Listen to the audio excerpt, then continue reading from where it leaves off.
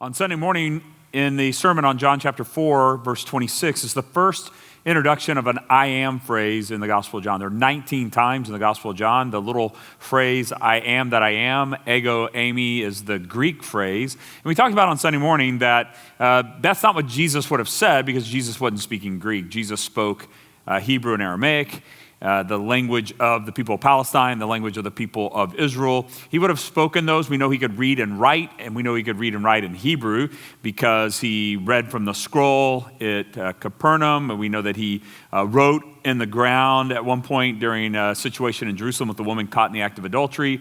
It seems like he wrote something down, like words, and I can't imagine he would suddenly break into some Greek in the temple area. Surely he wrote in biblical Hebrew.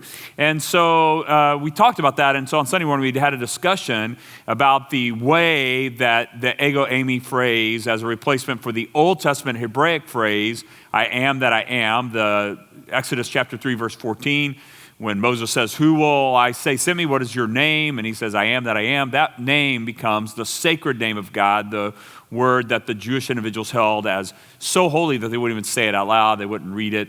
And I was speaking with a Hebrew scholar today, a good friend of mine, a long-term friend of mine, and he's a professor at Southwestern. And he was telling me that tradition of not saying the sacred name of God, but replacing it with another name of God every time it occurs when reading it out loud goes all the way back to the Babylonian Medo-Persian time period, according to most scholars. And so the tradition by the time of Christ was 600 years into it. And so when Jesus would use these phrases, I think he's not speaking Greek. He's saying this in Hebrew, and he's using the sacred name of God with reference to himself. And my biblical scholar friend who has a PhD in Old Testament, I think just got his second one in the New Testament, he was telling me that that's his affirmation as well. The 19 occurrences in John, the 2 occurrences in Matthew, and the 2 occurrences in the Gospel of Mark, where the phrase ego eimi is used, and the response from the crowd obviously shows that the sacred name of God has been used, either by his disciples or by the crowd at large or by the religious leaders. Whenever he uses these terms, he gets quite the response, and that this response is likely Jesus using the sacred name of God.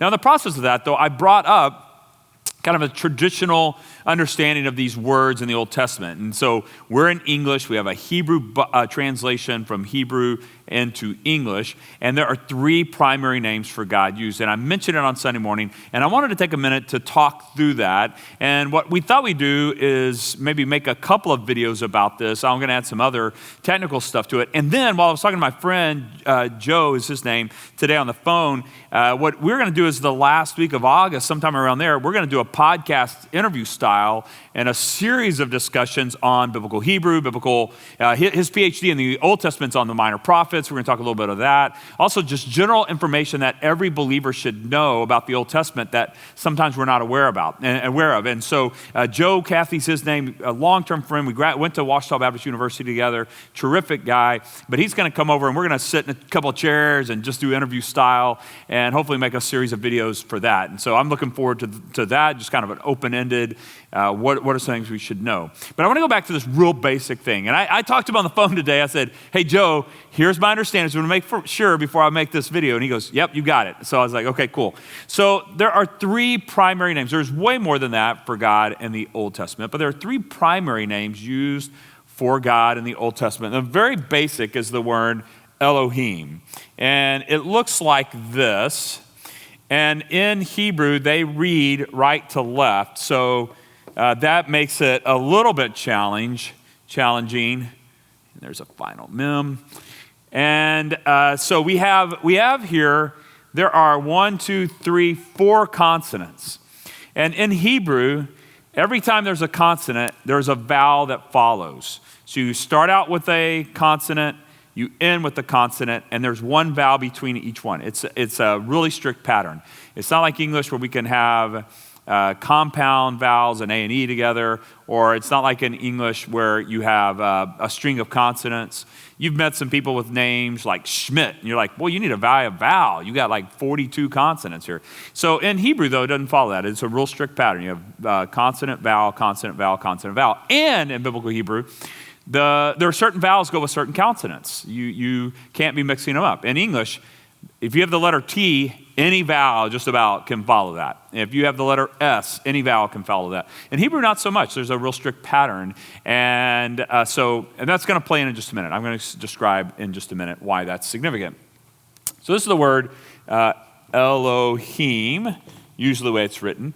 And in our Bibles, this is the word G-O-D, such as Genesis 1:1. In the beginning, Elohim, or God, created the heavens and the earth. This term Elohim is sometimes abbreviated with just E-L, El, and sometimes it will be combined with other words, so it will be the God of, provision, the God of mercy, these kinds of things. And sometimes it's built into people's names, like my name. Daniel is judge. Dan is judge. The tribe Dan meant he was named the son of Israel, or Jacob was named Dan, which means judge. And the little I is kind of a connecting sound. And El, it says, God is my judge. That's what his name means. God is my judge. Elohim is shortened to El in my name.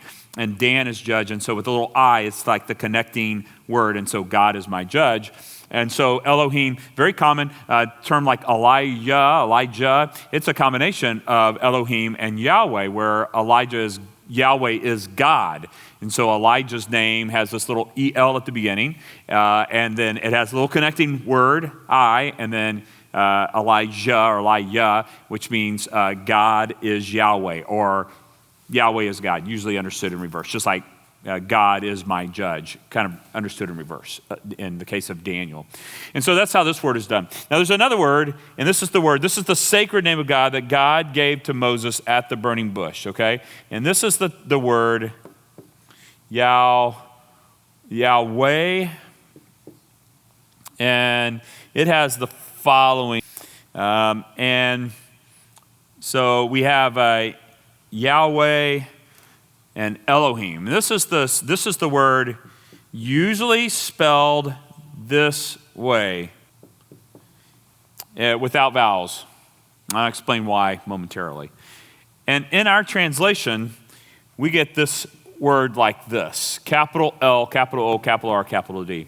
Now, the reason Yahweh is spelled without vowels, and all the other words in Hebrew, when they're written out, and when we Englishize the pronunciation of this, we write them phonetically, that kind of thing.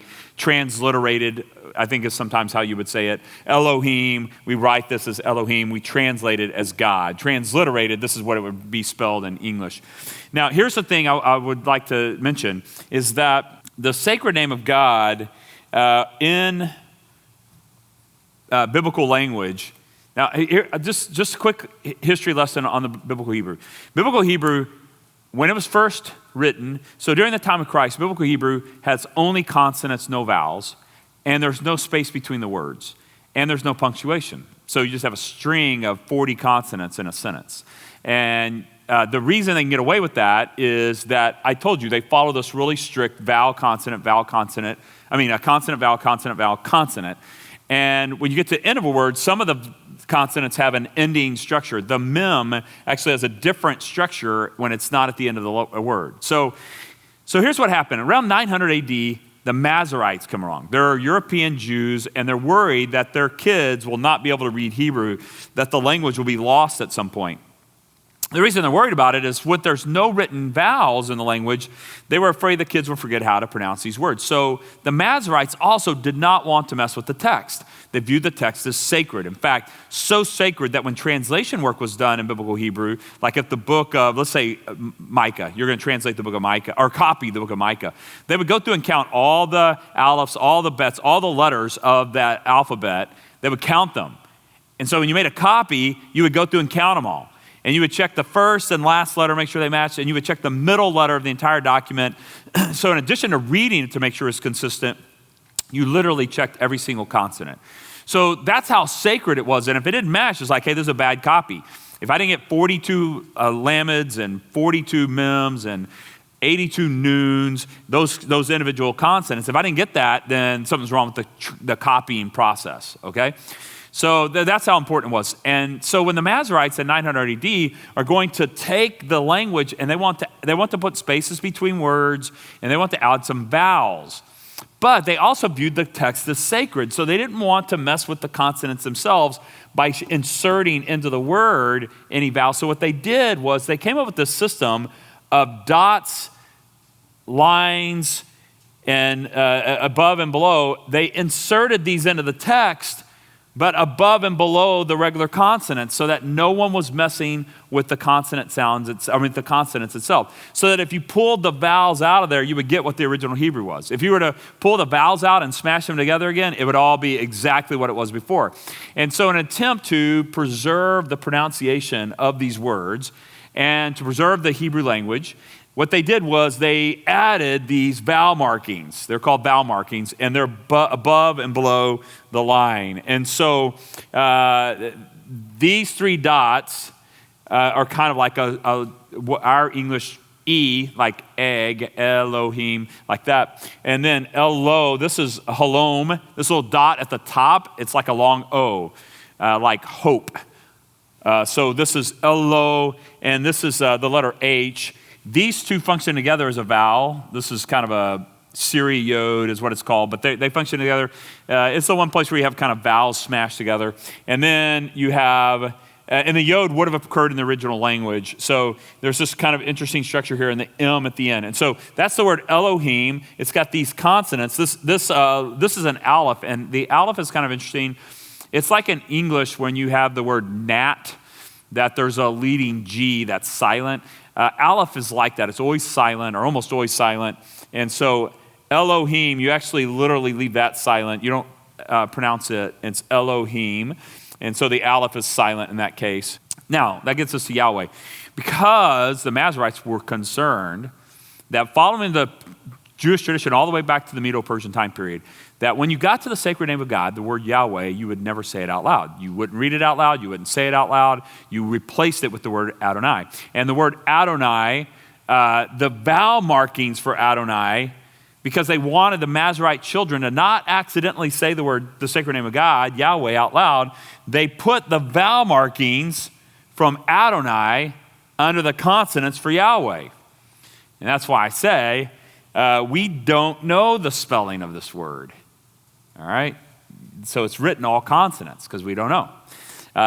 If you're in Biblical Hebrew over at Southwestern, you're supposed to say the word Adonai when you get to the word Yahweh. And in my Hebrew, I've got a copy of the Hebrew Bible and from some seminary, and in there it's spelled with the vowel markings from Adonai, even though the word is Yahweh. So this is the word Yahweh, but in the Hebrew Bible, it would have the vowel markings for Adonai. And so I've written the more sacred text here.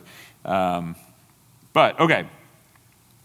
Now, along comes the word Adonai, all right? So this is, so Adonai is spelled like this. I'm not good at spelling in English, and I'm really not good about spelling in Hebrew. So there's a noon and a Gemel, Yod, or something like that. And this is the word Adonai, and usually spelled like this. Done, sometimes you hear it pronounced that way. Adonai. I just talked to my friend Joe. He's like, he said the word Adonai, so I'm going to go with it. He's a Hebrew scholar. And this one's spelled capital O-L-O-R-D, where the last three letters are lowercase.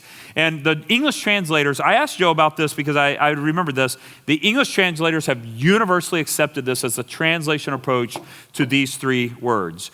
God for Elohim, all caps Lord for Yahweh, and cap L, small O-R-D for Adonai.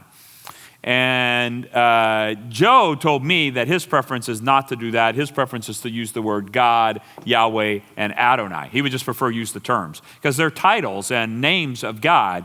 And we use the word Baal and Asherah. He's like, why want pagan gods who don't even exist? We use their proper name. But somehow when it comes to God, we replace them with an English term that's more of a English title, like Lord, Lord so-and-so, Lord Acton, or some kind of feudal lord. And his preference is not to do that. His preference, if you're going to translate this, is to transfer it master, which has a better term than Lord for the actual meaning of the word Adonai. And then Yahweh, he would just prefer it be Yahweh. So here's the deal with the Masoretic text. What happened was the Masoretes put the vowel markings in from Adonai under the word Yahweh. And the Germans were the first people to grab hold of the Hebrew Bible from kind of modern time period to try to translate, modern meaning, around the time of Martin Luther and so forth. And so they get the Masoretic text, and Hebrew does not have, this is a wah or a va. This word has kind of a wah sound to it, like Yahweh, or kind of a Y sound to it. And in German, there's no Y. I took German, and it's painful, hard language. It took 2 years of it. And very difficult language, but it doesn't have a Y sound. And the Germans didn't know what to do with it, so they put the letter J. So they took the letter J, and then they took the vowel markings from Adonai, because they didn't know about this term of using the consonants from Yahweh and the vowels from Adonai. And so when the Germans first translated this, it comes out as the word Jehovah, which is ironic because the word Jehovah doesn't exist. And this affected us quite a bit because we want it with terms like Jesus instead of Yeshua. We want it with terms like Jacob instead of Jacob. We want it with terms like Joseph instead of Yusuf. And so because of that, the J sound the Germans put into the Hebrew names became dominant within English as well. And so that's one thing. The second thing is that it's kind of ironic because they actually spell a name that does not work in Hebrew. Biblically, Hebrew would never combine those vowels with those consonants. And what they misunderstood was that there was this vowel marking thing the Masoretes had done to keep their children from saying Yahweh out loud. They would instead say Adonai when they saw the vowel markings to be a reminder. Well, the Germans didn't know that, and they built it right into the word. So they made a word that does not exist. The word Jehovah doesn't exist. It's got the wrong first sound to begin with. In addition, that the vowels don't match with the consonants. And so it's ironic. And for a long time, you would hear when I was a kid, the King James Version was Jehovah. You use the word Jehovah a lot. Around the 1980s, that went out of fashion. People don't use the word Jehovah very much anymore. You hear the word Yahweh and Adonai, and so that's gotten better. But what I wanted to emphasize today is a couple things. First of all is there are these three main words used in biblical Hebrew for God. And the word Elohim, which is God, Yahweh, which is spelled L-O-R-D with all capitals, and the word Adonai, which means master, and it's spelled capital L, small O-R-D. In the development of this includes the 900 AD addition of vowel markings above these consonants, and that allowed the Jewish people, the Hebrew-speaking people, to communicate with their children, how do you pronounce this word? How do you read this text? And so to preserve the spoken language for the Jewish people, the Masoretes added these vowel markings, and in the process, in the around 1300s, 1400s, 1500s, as people were starting to start translation stuff again, Greek starts to take off, and then eventually Hebrew takes off. When the Germans first got a hold of this, instead of this being a Y sound, they made it a J, and they had the vowel markings from Adonai, and so you get the word Jehovah. And so the word Jehovah is kind of interesting. You'll see that development works out not too well for us. And so, but it has a massive influence, as I said. It winds up still playing a huge role. Jesus instead of Yeshua, things like that. So we use the German pronunciation because they were the first group to really translate from Hebrew into German. And it was William Tyndale who actually went to Martin Luther and learned biblical Hebrew from him, and that's why it wound up in the English Bible. William Tyndale translates the Bible from Greek to English, but he was also working on the Old Testament translation of the Hebrew. He did the Pentateuch before he was betrayed into the hands of Henry VIII and eventually executed. But in his translation where he learned from Martin Luther how to translate these things, thus the J for things like Jesus' name and so forth.